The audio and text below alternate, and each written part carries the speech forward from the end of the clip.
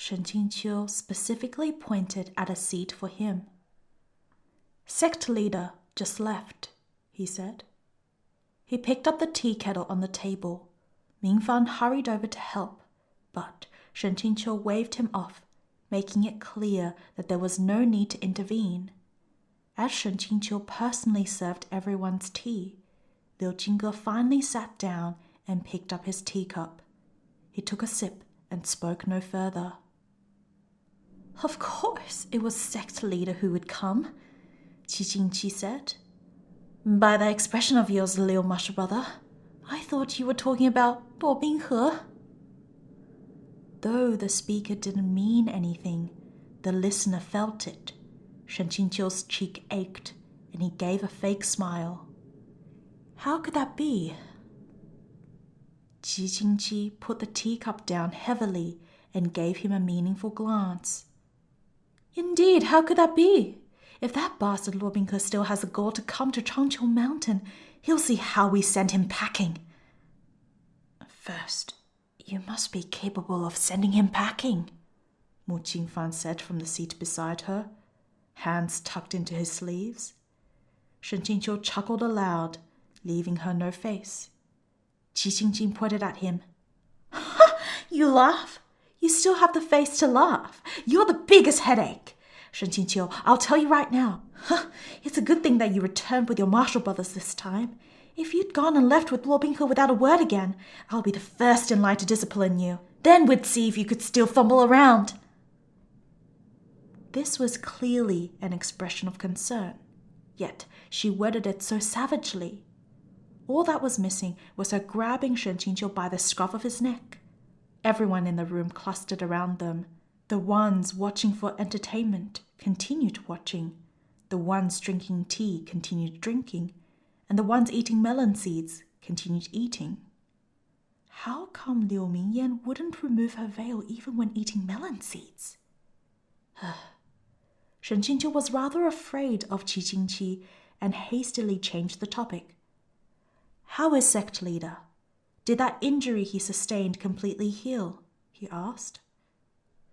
He's about recovered, Mu Qingfan said. However, though he said, quote, recovered, he still looked like he wanted to sigh. Qi Jingqi humphed again. If not for that martial brother who refuses to draw his sword except as a last resort, on top of how he forcefully broke his seclusion after hearing of the siege, Luo Binghe wouldn't have had his way so easily. And if he'd just taken a little longer to show up, he might have been able to see martial brother draw his Xuanzu sword. Anticipation and excitement filled Shen Qingqiu's heart at these words. One must understand that regardless of whether it was the original work or in this world, he had never witnessed a scene in which Xuanzu's sword left its sheath. Who knew what airplane shooting towards the sky was thinking either, keeping it a secret at all costs and refusing to write it? All talk and no action, he'd built up that sword up in great detail again and again, then at the very end, a scam!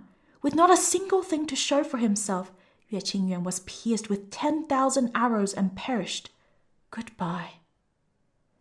Ever since Ning Yingying entered the room, she'd stood at the side with her head lowered. Shen Qingqiu beckoned her over. What's wrong? He asked. Ning Yingying slowly walked up to him and raised her head. Her eyes were as red as a little rabbit's. Her voice congested as she mumbled. Shizhen, now that you've come back, don't leave ever again, okay? She'd been crying. Shen Qingqiu was stunned. He wasn't someone with particularly active tear ducts. At most, he would shed a few tears for biological reasons, of course. So how come this disciple were all the type to turn into weeping beauties at the drop of a hat? Moved by the scene, Mingfan became sorrowful and began to howl as well. Shizhen. Oh, though this image couldn't be any further from that of a weeping beauty. Qi Jingqi never let a chance to lecture him pass her by. Look at your disciples. Does your heart not ache? You don't have just one. Yet you only dote on that ingrate. Do you care about the others at all? Shen Qingqiu patted Ning Yingying's back, offering her some small comfort while defending himself. Since when have I only doted on one? Liu Qingge drank his tea until only 1/3 remained. Gaze lowered, he said. Now that you're back, stay. Don't leave again. Shen Qingqiu said succinctly. With this answer of his, Qi Jingqi was completely satisfied. Liu Qingge was about to say something else when his brows furrowed and his murderous aura flared. Everyone in the room sensed the change in his demeanor. Without thinking, their hands went to their swords. Liu Qingge suddenly stood and flashed up to the window. Shen Qingqiu's heart leapt to his throat, where it hung suspended. Liu Qingge abruptly pushed open both sides of the window. Outside, sparse stars and a bright moon hung above, while a dense bamboo forest lay below. There was no one to be seen. Of course, Luo Binghe wouldn't have continued to foolishly idle there. He must have left long ago. The mood within the room quickly relaxed. Little martial brother, what are you looking at? Mu Qingfan asked. However, Liu Qingge didn't turn back. Instead, he reached out as if catching something that was falling from the sky. After a long moment, he pulled his hand back and turned around. It's snowing. Shen Qingqiu lay wide awake the entire night. The next day, the moment he heard the alarm bells clamor, he dashed out of the bamboo house. The ringing grew increasingly urgent, both loud and insistent, its echo resounding without pause, lingering and reverberating throughout the entirety of Changqiu Mountain summit. Disciples from every peak streamed toward Qiongding Peak via the rainbow bridges for the assembly. The area outside Qiongding Peak's main hall was crowded with people, yet it was dead silent. Once Shen Qingqiu finished settling in everyone from Qingjing Peak, he entered the hall. A white crystal mirror over 3 meters high stood to one side. Besides a single Anding Peak disciple who was stepping in to handle logistics, all the other peak lords had already arrived. They stood before the mirror, expressions grave. Reflected within was a vast and tranquil river, flanked by verdant mountains and green fields on both sides. Embedded within those fields were scattered white roofs, some in rows and some alone. The sky above the Luo River's middle reaches, said Yuan. Above that scenery, a dark, cavernous mass had appeared, a gloomy and treacherous mountain ridge, like a black skull pitched with crevices, pierced through the clouds. It crept forth from the roiling storm, hanging inverted as it stared emptily down below. That was a demon realm's Maigul Ridge. From what we've heard, it began last night, said Yuan. Initially, one could only see a mass of rock. Within 2 hours, one could discern a mountain ridge. In less than 2 hours? A peak lord said in shock. That's far too fast. In fact, no. That was the normal speed for such a merge. Sure enough, Tianlangjun had selected what the original work had called, quote, the best time and location, unquote, to act. If everything proceeded according to expectations, after half a day, this phenomena would begin to occur everywhere. Within 2 days, the 2 realms would be completely integrated, as if one had torn up 2 complete and separate pictures, then haphazardly spliced them together to create a new image riddled with pits and scars. Liu Qingge stood with his arms crossed, Shēnyuān's sword in hand. So we must be faster. All peak lords, select 2/3 of your inner disciples to move out with you, said Yuan. Arrive at the Luo River's middle reaches within an hour. Having received the sect leader's command, The Peak Lords dispersed in a flurry. In order to arrive within an hour, they had less than 10 minutes to make preparations, so naturally they had to be quick. Shen Qingqiu was also ready to head back and make his selection, but Yue Qingyuan called him back. You stay here. Shen Qingqiu turned his head. Marshal brother, you know I must go, he said. Other than the first snow and the Luo River, what else do you know? Yue Qingyuan asked. In order to stop the merge, we must first remove Xingmo's sword, Shen Qingqiu said slowly. It's been inserted somewhere in the skull of Maigu Ridge. Tianlangjun must be there to supply it with power. That meant the only two solutions were 1. Destroy Xingmo's sword, or 2. Kill Tianlangjun. Stay here on watch, Yue Qingyuan insisted. Shen Qingqiu was about to say something, but Yue Qingyuan lifted his hand and formed a gesture, as if about to cast a binding technique to directly seal Shen Qingqiu within Qiongjing Hall. The sect leader was going to play hardball. Shen Qingqiu's back tensed. He didn't know whether to reach for Shouya's sword. At this moment, a staggered chorus of shocked cries came from outside the hall. Both of them rushed outside and looked toward where the disciples on the field were pointing. Shen Qingqiu drew in a faint, chilled breath. In the sky, over Changqiu Mountain, surging clouds billowed like a furious, roiling ocean, their masses suffused with a bloody glow.